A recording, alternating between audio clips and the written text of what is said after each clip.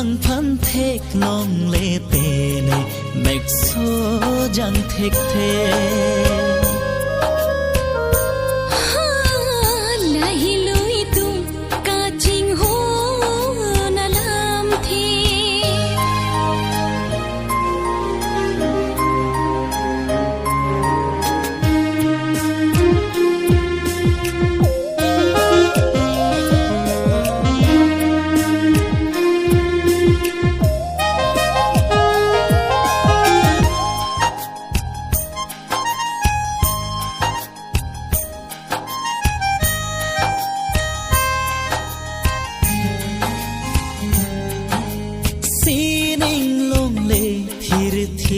ason si itu makang honta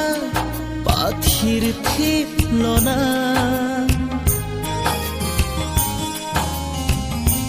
kang honang posong ka jadi ni sing karo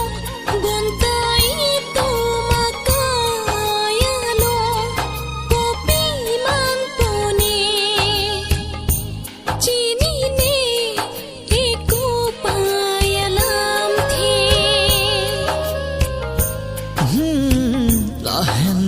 tum ka ching hon aram the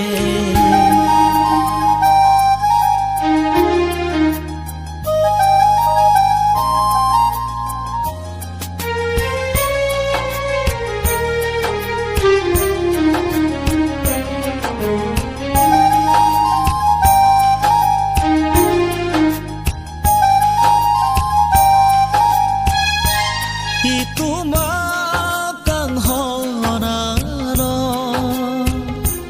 ranam doji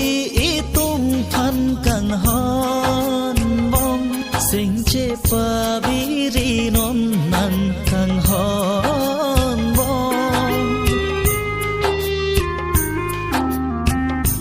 bailam pu soli iko pai tang luti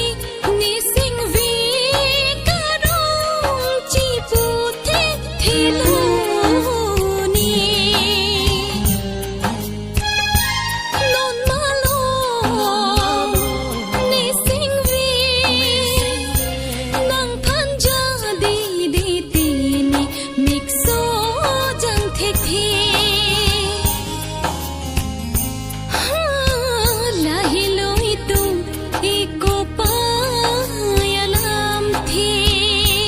Hello itu